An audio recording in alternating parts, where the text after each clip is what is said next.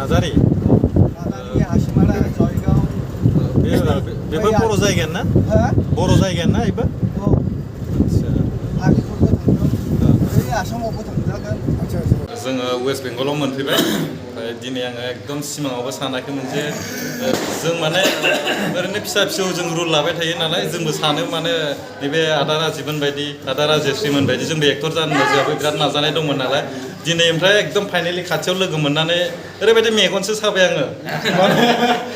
जों सिगां उन्दैयाव क्लास उन्दैयाव जों जिबायदि महराव बिथांमोनखौ नुदोंमोन दिनैसिम बिथांमोना बे एखे महरावनो दङ बिथांमोना जुदि बोरायनो रोङाबा गोदान गोदान नैबे निउ जेनेरेसनफ्रा बोरैहाय रुल मोनगोन दे दा ओमफ्राय जों मा जायगायाव दंफैयो वेस्ट बेंगलाव ना औ दा मोनसे प्रग्रामनि थाखाय फैदों ओमफ्राय आरो फार्स्ट टाइम दा बे जायगायाव होमबा फार्स्ट टाइम ना ओमफ्राय औ फैनानै जायगाफोरखौ एसेथ' नुबाय माबायदि मोनदों दा जायगाफोरखौ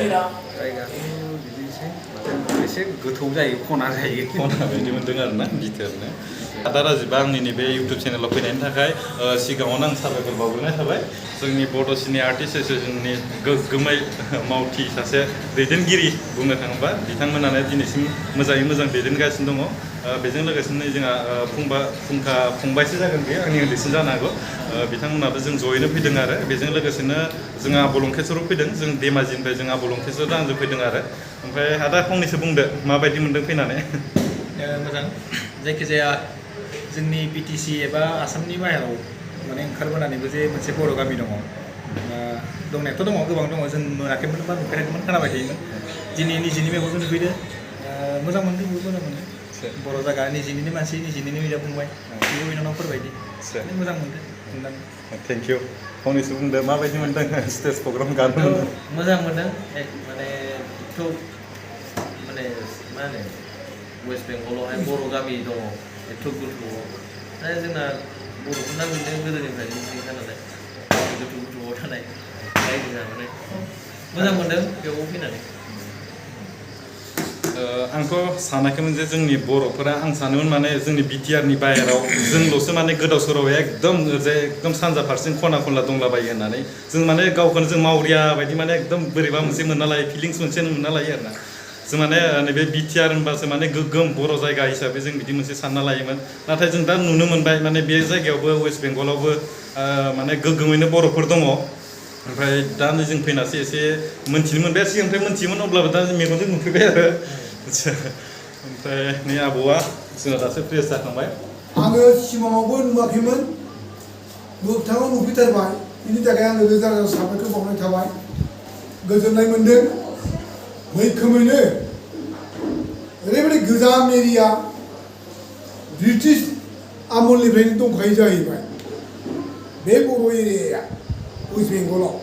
दा जों जि जायगायाव लकेसनाव सफैदों बे लकेसननि मुङानो जाहैबाय मामोनलाय जलदापारा होननानै बुङो दिनै हराव जोंहा मोनसे प्रग्राम दङ बे प्रग्रामावहाय जोंनि सिनियर जुनियर सावथुन मुलुगनि आर्टिस्टफोर दंफैयो नोंथांमोनहा नायनो दाबाव नुजोबगोन गासैखौबो आं नाम मख'लायला बोरायसिनानो जाहैबाय आंसो नैबे बुंदा बसुमतारीसो गोजोन्थों आङो फैनायाव फार्स्टनिफ्राय स्टार्टिंनिफ्रायनो ब्लगखौ स्टार्ट खालामनो नागिरदोंमोन नाथाय ओरैबायदि माने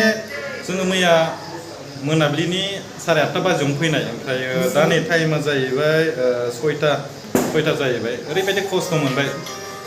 जोङो रङिया मोनफैदों फुंनि 5:30 ओमफ्राय आरो रङियानिफ्राय जोङो ट्रेन गाखोबावबाय 9टासोआव ट्रेन गाखोना दा जों 4टा बाजियाव जोङो नैबे वेस्ट बेंगलनि दा वेस्ट बेंगलाव मोनफैबाय जोङो 4टा बाजियाव दासो नै फ्रेस जाखांना 6टा बाजि होमबा जों सानोबा मैया मोनानि 8टा बाजियाव जों ट्रेन गाखोनानै दा नैबे 6टा जालायबाय दासो जों एसे रेस्ट मोनबाय आरो बिराद खस्थ'यै फैदों ओमफ्राय खस्थ'बाबो बे जायगायाव फैनानै जोंनि बर'फोरखौ जों लोगो मोननानै आरो दिनैसिमहालागै बर' मिडियामफोर मोजाङै गैयाबाबो बा जोंनि गुबुन गुबुन आफादफोरा बेयाव मोजाङै गोहोम गोग्लैयाखैबाबो दिनैसिम जोंनि बर' रावखौ बिथांमोना थोब्ले माब्लेबाबो फोथांना लाखिनो नाजागासिनो दं आरो नैबे हारिमु बिथिङावबो बिदिनो बोसोरफ्रामबो गुबुन गुबुन आर्टिस्टफोरखौ लेंहरनानै बिदिनो हारिमु बिथिङावबो इसोर गोगोम खालामनो नाजालांदों आरो बेखौ नुनानै जों जोबोद गोजोननाय मोनफैदों आरो दा जोङो वेस्ट बेंगलाव नैबे नानि मोनावनो दंफैयो ओमफ्राय दा जों नानि मोनाव फैनानै जोङो फ्रेस जाबाय ओमफ्राय जोंखौ लिंहरनाया नैबे रानिनि बिमायानो लिंहरदों आरो ओमफ्राय दा जोङो फैनानै जों जोबोद गोजोननाय मोन्दों माने जों वेस्ट बेंगलाव फैदोंबाबो माने न' बायदि फिलिंस मोन्दों आरो ओरैबायदि गोजोननाय मोन्दों माने ओमफ्राय नैबे रानिनि नामा मा नाममोनलाय रश्मिता कार्जी रश्मिता कार्जी नामा रश्मिता कार्जी बेसेयाव फरायो नोङो क्लास 6 क्लास 6आव फरायो गासिखौबो बर'खौ बुजिजोबब्लाबो एसे बुंनो एसे कनफिउस जायोना ओमफ्राय नों मोसायोना मोसाया प्रग्रामावबो मोसायाखै ओमफ्राय नोंसिनियाव मा मा फेस्टिभेल नोंसोर सेलेब्रेट खालामो वेस्ट बेंगलाव दिवाली ओमफ्राय दुर्गा पूजा होली सरस्वती पूजा ओमफ्राय आंनि ब्लगाव गाबोन नैबे रानियाबो ओंखारबाय थागोन जों रानिजोंसो जों गामिखौ गिदिंजोबनानै जोङो दिन्थिगोन आरो ना नोंथांमोना नायलांबाय था होमबा आङो नैबे रानिखौ लानानै गाबोन बे गामिखौ गिदिंजोबनानै बे गामिनियाव माबायदि बिसिनि बारि बागान बिसिनि न' बेखौ आं गाबोन दिन्थिनो नाजागोन ओमफ्राय आरो जोंना मेदामा दंबावो हेमा कार्जी बिथांखौ दा जों दसे थानानै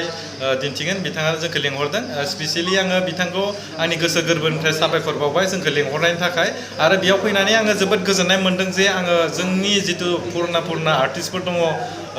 एक्टरफोर दङ बिथांमोनखौ लोगो मोननानै आं जोबोद गोजोननाय मोन्दों बे हेमा आब'नि लेंहरनायावसो आं दिनै जेनेबा फैनानै बिथांमोनखौबो लोगो मोननाय जाबाय आरो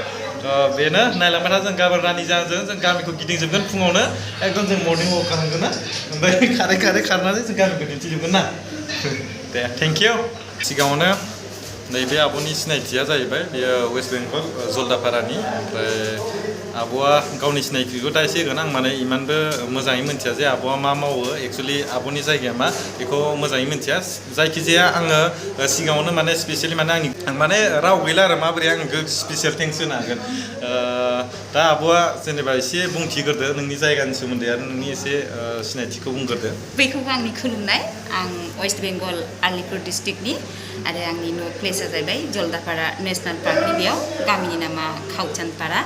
आरो आंनि मुङा हेमा ईश्वरारी कार्जी थ' एक्सुवेलि आङो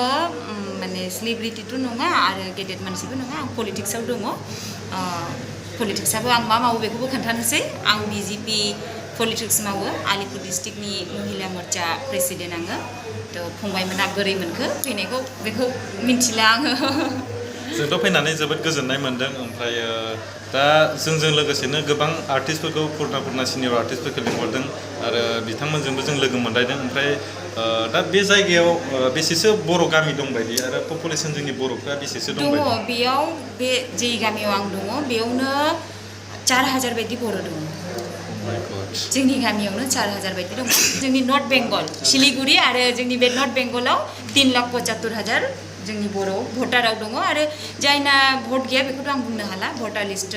आंनाव जिथा दङ बे 3,75,000 दङ नर्थ बेंगलाव आदसा दा होमबा जोङो आब'निफ्राय बेखिनिखौ जों मिन्थिनो मोनबाय जोबोद गोजोननाय मोनबाय जों माने सानाखैमोन जे एफा बुरजा जे माने बर'नि पपुलेसनजों माने बेंगलाव दं होननानै दा आब'आ जेनेबा एसे राजनितिकआव मोजाङैनो नांथाबना दं हिसाबै बिथाङा मोजाङै मिन्थिगौ दा बिथांनिफ्राय मिन्थिनो मोननानै जोबोद गोजोननाय मोनबाय आरो सिगांनिफ्राय बेफोरबायदि प्रग्रामाव गुबुन आर्टिस्टखौ लेंहरबाय थादोंमोन नामा औ आं लेंहरबाय सरस्वती फुजायाव मोनसे प्रग्राम होदोंमोन आङो बेयाव जोंनि फंबायफोरखौ फैदोंमोन आरो जोंनि बिदा मेन्डला सार फैदोंमोन बिसोरखौबो लाबा जाबाय आरो बिनि सिगाङाव जोंनि मोनसे बर' साहित्य सभा जादोंमोन सेकामारियाव बेयाव गोबां आर्टिस्टफोरखौ लेंहरा जादोंमोन सुलेखा मेनका बिट्टु मोनसोम बिसोर गासैखौबो लेंहरा जादोंमोन जोबोद गोजोननाय थाबाय आब'आ माने सासे दैदेनगिरि हिसाबै जोंनि बर' हारिमुखौ बा जोंनि बे हारिमु बिथिंखौ फोजौखांनो हिसाबै आब'आ जोबोद नाजालांगासिनो दङ बिनि थाखाय जोङो रोजा साबायखर थाबाय आब'निसिम